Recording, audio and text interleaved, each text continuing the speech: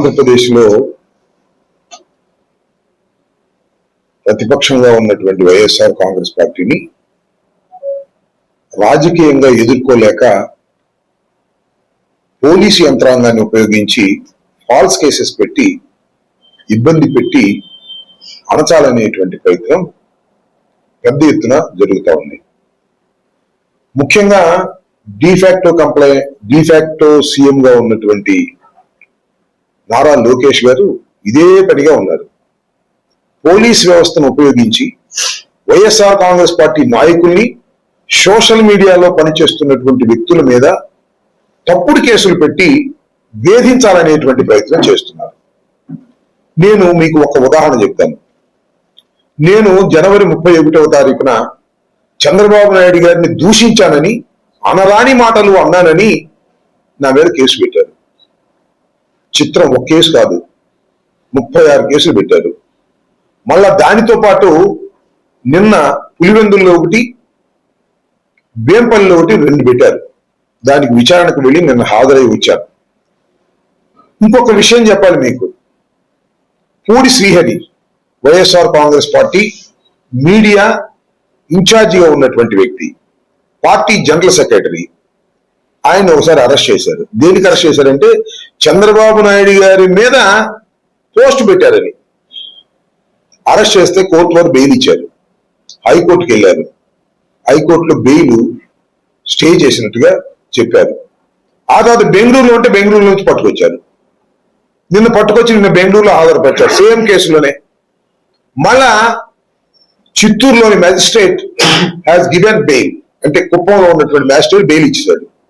Bail ఇచ్చిందో వదిలేయాలి కదా. అదే కేసు మళ్ళా same case Nallapadu police station Guntur, Kothapeta police station గుంటూరులో పెట్టారు. సేమ్ ఫ్యాక్ట్స్, సేమ్ కేసు పెట్టి ఆయన గుంటూరు తీసుకొచ్చారు.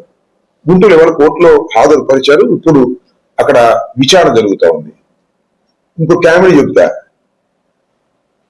పూడి శ్రీహరిని హాస్పిటల్కి ఎగ్జామినేషన్ తీసుకెళ్ళడానికి ఆటోలో తీసుకెళ్లారు.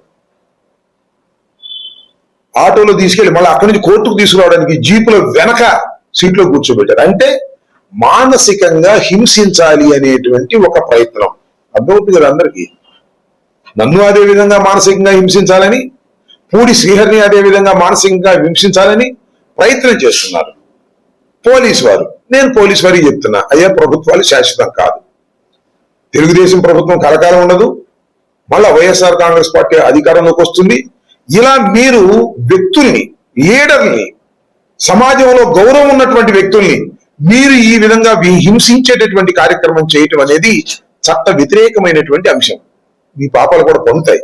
ఏదో చంద్రబాబు చెప్పాడనో, లోకేష్ చెప్పాడనో, ఏదో ఎస్పీ గారు చెప్పాడనో, లోకల్ గా ఉన్నటువంటి సిఐలో, డిఎస్పీలో ఇలా మమ్మల్ని హ్యూమిలేట్ చేసేటటువంటి కార్యక్రమం చేస్తున్నారంటే మేము ఎంత బలంగా ఉన్నామో మాకు అర్థం అవుతుంది. లేకపోతే శ్రీహరిని ఆటోలో తీసుకెళ్లాల్సిన అవసరం ఏంటి? ఇంకా నేను మోటార్ సైకిల్ మీద తీసుకెళ్ళా, లేకపోతే నడిపించి తీసుకెళ్ళా. ఆ మధ్యకాలంలో రౌడీలని చెప్పి రోడ్డు మీద నడిపించారు. అది కూడా చట్ట వ్యతిరేకం. ఇలాంటి చట్ట వ్యతిరేకమైన కార్యకలాపాలకి పోలీసులను ఉపయోగిస్తున్నారు తప్ప ఈ రాష్ట్రంలో లా అండ్ ఆర్డర్ కాపాడటానికి మాత్రం పోలీసులు ఉపయోగించారు. డైరెక్ట్ గా హత్యలు జరుగుతూ ఉన్నాయి. మొన్నగా పత్రికా విలేకరిని నడి రోడ్డు మీద నరికేశారు. లా అండ్ ఆర్డర్ ఎట్లా ఉందో అర్థమవుతా ఉంది. మొన్న ఇంకా ఒక విలేకరిని కొట్టారు. ఇలా విలేకరుల మీద కూడా దాడి చేసే పరిస్థితులు వస్తున్నప్పుడు వాటిని ప్రివెంట్ చేయడానికో, అలా దాడి చేసిన వారిని శిక్షించడానికో పోలీసు యంత్రాంగం పనిచేయకపోవడం చాలా దురదృష్టకరమైనటువంటి పరిణామాలు. ఈ పరిణామాలు సమాజానికి మంచిది కాదు. ఇలాంటి పరిణామాల వల్ల సమాజంలో శాంతి భద్రతలు క్షీణించిపోతాయి. క్షీణించటం వల్ల సమాజం చిన్నభిన్నమవుతుంది, గుర్తుపెట్టుకోవాలి. అంతేకాదు పోలీసు ఇంత అరాచకంగా ప్రవర్తిస్తూ ఉంటారు అనుకోండి, చట్ట వ్యతిరేకంగా ప్రవర్తిస్తారు అనుకోండి, ఎందుకు ఊరుకుంటాం? మేము ఖాళీగా ఊరుకుంటామా? పోలీసులు తప్పు చేస్తే పోలీసులు కూడా నిలవేసే పరిస్థితి వస్తుంది. లెక్క చేయాల్సిన అవసరం లేదు. ఈ లాఠీ ఇచ్చింది దుండగుల మీద మీరు లాఠీ చార్జ్ చేయడానికి, ఈ లాఠీ ఇచ్చింది నేరస్తుల మీద లాఠీ చేయడానికి. అంతేకాని పొలిటీషియన్స్ మీద లాఠీలు విసరాలని, కొట్టాలని, కేసులు పెట్టాలని అనుకుంటే చాలా ప్రమాదం. మీ మీద తిరుగుబాటు చేయాల్సిన పరిస్థితి కూడా వస్తుందనే విషయాన్ని దయచేసి పోలీసు అధికారులు మర్చిపోవద్దని మనం చేస్తున్నాం. ఇవాళ 2 సంవత్సరాలు అయిపోయింది ఈ ప్రభుత్వం అధికారంలోకి వచ్చి. ఇవాళ పరిస్థితులు మారుతా ఉన్నాయి. ప్రభుత్వ వ్యతిరేకత విపరీతంగా పెరుగుతా ఉంది. పోలీసు యంత్రాంగాన్ని అంతా కూడా వైఎస్ఆర్ కాంగ్రెస్ పార్టీని అణచటం కోసమో ఇబ్బంది పెట్టడం కోసమో ఉపయోగించే కార్యక్రమంలో నిమగ్నం అయిపోతే పోలీసు యంత్రాంగం నిర్వీర్యం అయిపోతుంది. అలాంటి పోలీసు యంత్రాంగం అంటే భయం లేని పరిస్థితి, అవసరమైతే తిరుగుబాటు చేసే పరిస్థితి కూడా వస్తుందనే విషయాన్ని పోలీసు యంత్రాంగం, ముఖ్యంగా ఐపీఎస్ అధికారులు, ఇండియన్ పోలీస్ సర్వీస్ చాలా కష్టపడి మీరు చదువుకొని ఐపీఎస్ అయ్యి లా అండ్ ఆర్డర్ కాపాడతామని ప్రమాణం చేసి మీరు అధికారంలోకి వచ్చిన వాళ్ళు ఎవరికి చెంచాల్లాగా పని చేయటం అనేది చాలా దురదృష్టకరం. నేను అందరూ ఐపీఎస్ అధికారులను అంటలా, చాలా మంది వెన్నెముకున్నటువంటి అధికారులు ఉన్నారు. కానీ వారు మాత్రం కేవలం ఒక నాన్ ఫోకల్ పోస్టులో పెట్టి ఈ ఎవరైతే ఏం చెప్తే అది చేస్తారో వాళ్ళందరినీ ఫోకల్ పోస్టులో పెట్టి మీరు ఈ ప్రభుత్వం, కూటమి ప్రభుత్వం, చంద్రబాబు నాయుడు గారు వైఎస్ఆర్ కాంగ్రెస్ పార్టీని అణచాలని ఉపయోగించుకోవటం అనేది ఒక దుర్మార్గమైన కార్యక్రమం. ఇది కలకాలం కొనసాగదనే విషయాన్ని దయచేసి గమనించాలని కూడా ఈ సందర్భంగా నేను చెప్పదచ్చు. కూటమి ప్రభుత్వం సిగ్గుపడాలి. ఎందుకంటే పెట్రోల్, డీజిల్ ఇవాళ ఏమైనా కొద్దిగా దొరుకుతున్నాము. 4-5 రోజులు పెట్రోల్ కోసం, డీజిల్ కోసం సామాన్యుడు బంకుల దగ్గర క్యూలో నిలబడాల్సిన పరిస్థితి ఏర్పడింది.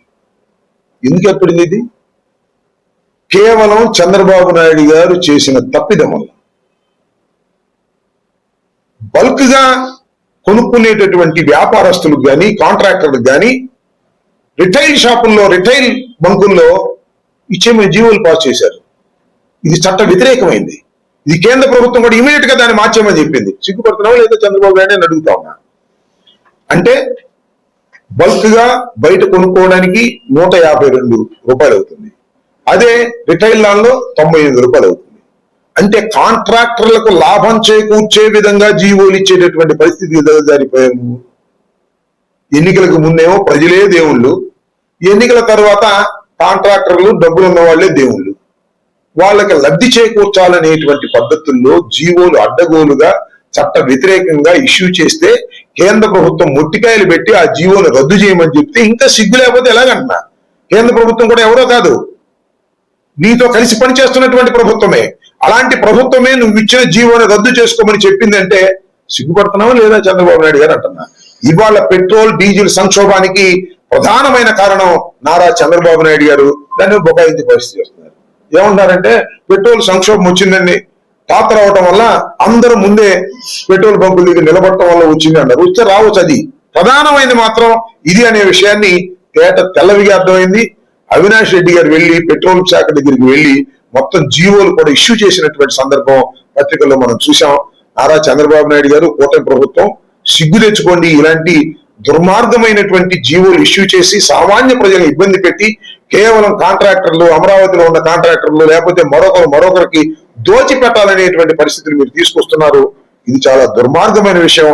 అమరావతి కోసం దేన్నైనా సరే త్యాగం చేయాలనే పరిస్థితుల్లోకి మీరు దిగజారిపోయారు. ఆ అమరావతి ఏమో అయ్యేది కాదు, పెట్టేది కాదు. నా జన్మలో అవదు, చంద్రబాబు జన్మలో అవదు, లోకేష్ జన్మలో అవదు. ఎన్ని జన్మలు ఎత్తినా ఆ అమరావతి అనేది పూర్తి అయ్యేటటువంటి అంశం కాదు. ఎందుకంటే కారణం చంద్రబాబు నాయుడు అంత పెద్ద ఎత్తున అమరావతిని నిర్మించాలని ఎత్తుకోవటమే దీనికి ప్రధానమైన కారణం. చాలా దుర్మార్గమైన డిసిషన్స్ చంద్రబాబు నాయుడు గారు తీసుకున్నారు. తీసుకోవటం వల్లే అమరావతి పూర్తయ్యే పరిస్థితి లేకపోగా అమరావతి అనేది నిత్యం మనల్ని దోచుకునే విధంగా ప్రవర్తించే విధంగా చేస్తుంది, ఖజానాకు బొక్కలు పడే విధంగా చేస్తుంది. ఇప్పటికే 75,000 కోట్ల రూపాయలు అక్కడ ఖర్చు పెడుతున్నారు. ఇప్పుడు ఆల్రెడీ టెండర్లు ఇచ్చి మొత్తం 2 లక్షల కోట్లు ఇవాళ అంచనాల ప్రకారం. మరి రాను ఎంత పెరుగుతుందో తెలియదు మనకి. ఈ విధంగా అమరావతి పేరుతో దోచుకునేటటువంటి కార్యక్రమం చేస్తున్నటువంటి చంద్రబాబు నాయుడు గారు ఇప్పటికైనా ఆలోచించండి. ప్రజలు మిమ్మల్ని క్షమించరు.